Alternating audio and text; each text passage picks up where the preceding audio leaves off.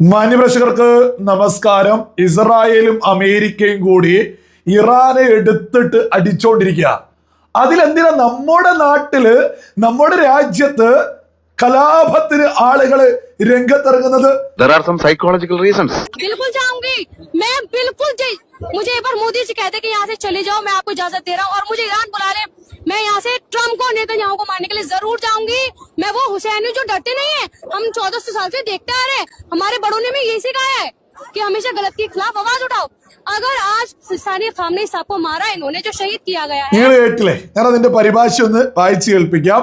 തീർച്ചയായും മോദിജി അനുവദിച്ചാൽ ട്രംപിനെയും നെതന്യാഹുവിനെയും ഇറാനിൽ പോയി കൊല്ലാൻ ഞാൻ തയ്യാറാണ്. എനിക്ക് അതിൽ ഭയമില്ല. മുതിർന്നവർ ഇതാണ് വർഷങ്ങളായി ഞങ്ങളെ പഠിപ്പിക്കുന്നത്. ഈ അനീതിയായിട്ടുള്ള യുദ്ധത്തെ എതിർക്കണം.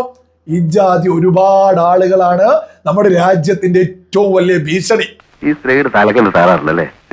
ഈ പറയുന്ന ആളുകൾ ഇവിടെ ഏത് സമയത്തും പൊട്ടിത്തെറിക്കാനുള്ള ആളുകളാ.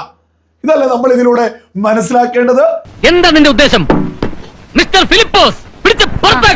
ഇത്തരം ആളുകളാണ് നമ്മുടെ നാടിന്റെ ഏറ്റവും വലിയ അപകടം. അങ്ങോട്ട് ചെന്നാ മതി, അങ്ങ് കയറി കൊടുത്താൽ മതി, അവര് നോക്കൂ. അല്ലെങ്കിലും രമയ്ക്ക് ഇത്തിരി സ്വാതന്ത്ര്യമോഹം കൂടുതലാ.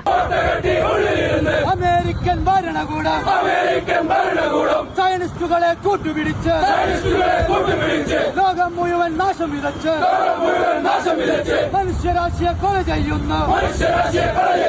പ്രതിഷേധം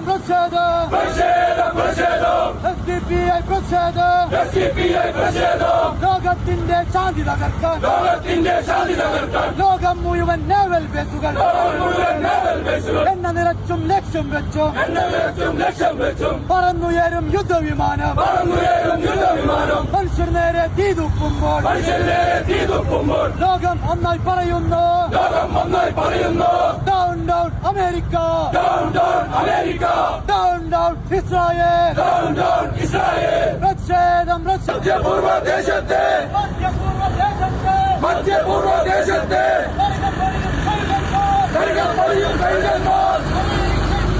ജാതി മരമൊണ്ണകളാണ് ഇവരൊക്കെ. ഈ സുഡാപ്പികളൊക്കെ ഇവിടെ കിടന്ന് പ്രകടനം വിളിച്ചാല് ഇവരെന്താ കരുതുന്നത്? ഈ അമേരിക്കയും ഇസ്രായേലും പേടിക്കുന്നോ? എടാ, നിങ്ങളുടെയൊക്കെ തന്തയായിട്ടുള്ള അലി ഖൊമൈനി എന്ന ജിഹാദിയെ തീർത്ത് ഇതൊക്കെ നിങ്ങളെ കൊണ്ടാകില്ലെന്ന് പോയി തന്നൂടെ? ഇറാനിലേക്കൊക്കെ ടിക്കറ്റ് കിട്ടും. ഈ യുദ്ധം ഒന്ന് അവസാനിക്കുമ്പോഴേക്ക് നിങ്ങളൊന്ന് പോയാൽ മതി. കുറച്ച് കഴിഞ്ഞാൽ വീണ്ടും തുടങ്ങിക്കോളൂ. ജാതി മരമൊണ്ണകള് സീരിയസ് ആയിട്ട് ഈ പ്രകടനമൊക്കെ കേൾക്കുമ്പോ ബോധമുള്ള മലയാളികൾക്ക് പരമ പുച്ഛ തോന്നുക. അത് പറയാൻ എനിക്കൊരു നാണവുമില്ല. ഇവന്മാരൊക്കെ നമ്മുടെ നാട്ടില് കലാപത്തിന് തുനിഞ്ഞിറങ്ങുക. നമ്മുടെ നാട്ടിലെ ഏറ്റവും വലിയ ഭീഷണി ഇവരാ. നമ്മൾ പ്രത്യേകം ഓർക്കണം, ഇവരെയൊക്കെ വളർത്തുന്നത് കേരളത്തിലെ LDF UDF ആ.